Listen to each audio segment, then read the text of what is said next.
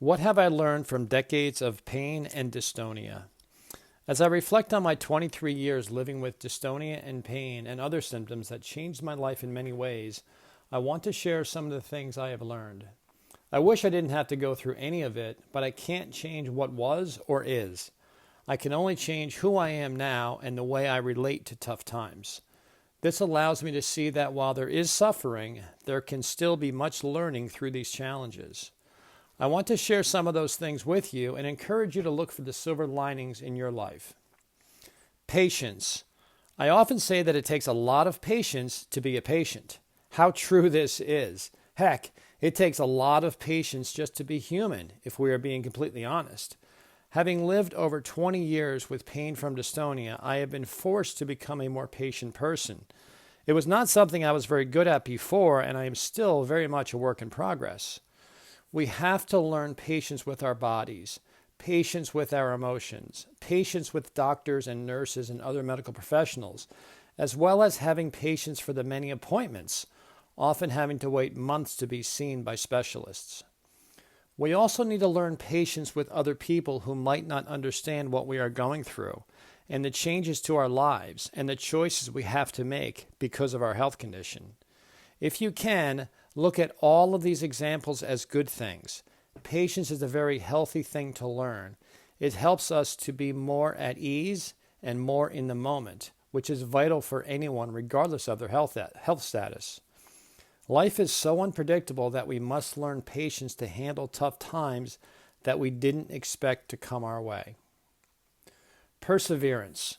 I have had to learn to persevere through challenges that were unimaginable until I was faced with them. There was a time when I could barely sit or stand for more than 10 minutes because the pain in my head, neck, and back were so bad from my dystonia. The perseverance it took to merely get a glass of water or go to the bathroom was a major undertaking. As the years have gone by and I have learned to better manage my symptoms, some things have become easier, but new challenges have taken their place. Had I not been forced to fight through those horrible years, the current challenges would seem insurmountable. I have also learned to find new ways of doing things and creative ways to get through things that are still very tough. Perseverance is an ongoing battle of will and wit. The beauty of challenges is that we learn a lot about ourselves and just how much we can handle, which is much more than most of us think. Courage. I'll just cut to the chase and begin by saying that it takes one heck of a lot of courage to want to keep on living when dealing with an incurable condition that creates both physical and emotional pain that is often unrelenting and unbearable.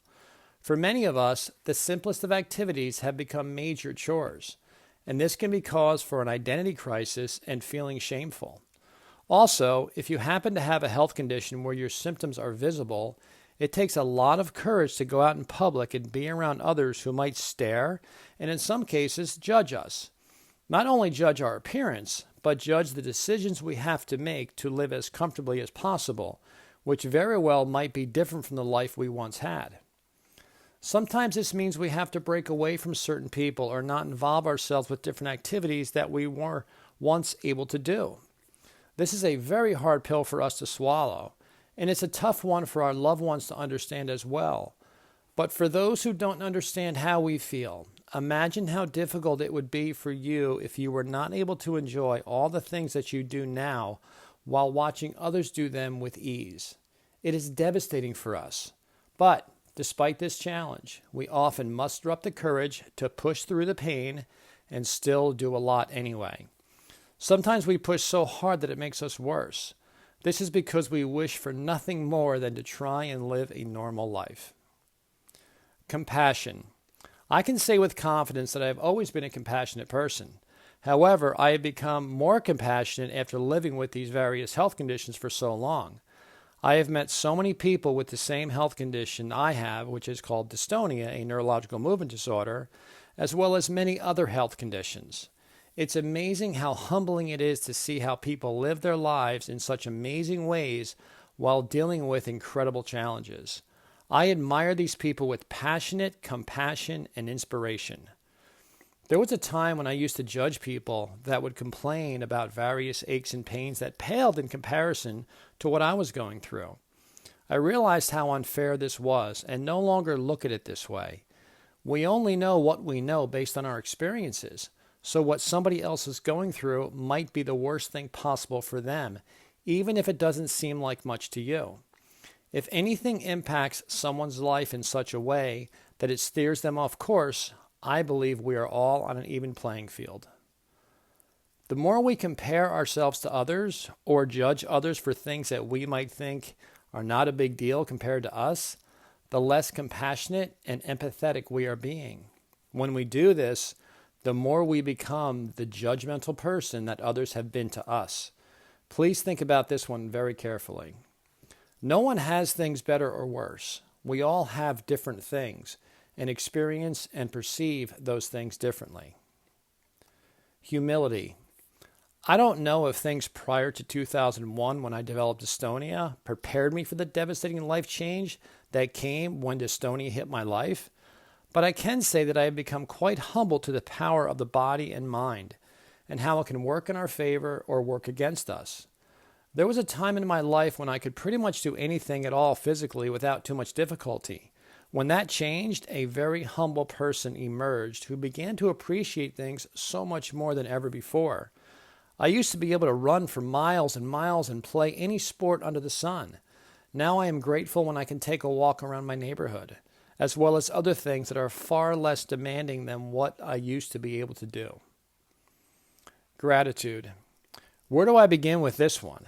I never realized how much I took for granted in terms of my physical abilities until I lost them. I don't feel bad that I took things for granted because I didn't know otherwise. I feel bad that I didn't know how great life was when I was capable of doing anything at any time without a second thought until it was gone. Now, almost every activity is planned with rest time before and after. I have also come to appreciate people in my life in a different way. I have a greater spiritual footing than ever before. I see things in ways I never did before, or see things I never previously paid attention to until I was forced to slow down because of my health. I am also grateful for my health challenges and the challenges that come with them. Without them, I never would have had so many opportunities I do now. As I often say, with every obstacle comes an opportunity. Never give up attitude. Growing up the youngest of 4 children, I was always being challenged in sports and school and other things growing up.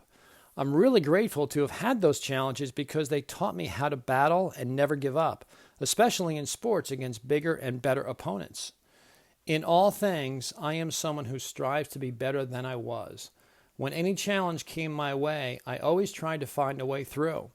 When it came to sports and I was down, I used to love using my creative mind and physical abilities to see if I could outwit an opponent and rebound from defeat. This attitude stayed with me after developing chronic pain from dystonia. While I have had to step back from many things in my life or do them differently, I have never given up. I stare challenges in the face and always look for solutions rather than allow myself to become a victim of circumstances.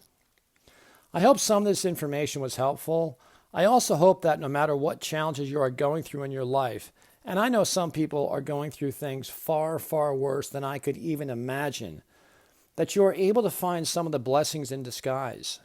It's not easy, but I think if we shift our thinking to this more often, it can offset the emotional devastation and burden that physical challenges have on us. I want to thank you for reading and listening. If you'd like to read and hear more of my blogs, you can go to my website, which is tomseaman.com. Along with blogs, I have videos, articles, podcasts, and links to a lot of resources for both physical and emotional health issues. You can also get a copy of my 2 books, Diagnosis Dystonia, Navigating the Journey, and Beyond Pain and Suffering, Adapting to Adversity and Life Challenges. Both books are also available on Amazon. You can also go to my website to sign up for my free newsletter. This way, all new blogs and updates will be delivered to your email. You can also go there to sign up for a free life coaching consult with me if that's of interest to you. Thank you again, and please be well and take good care of yourself.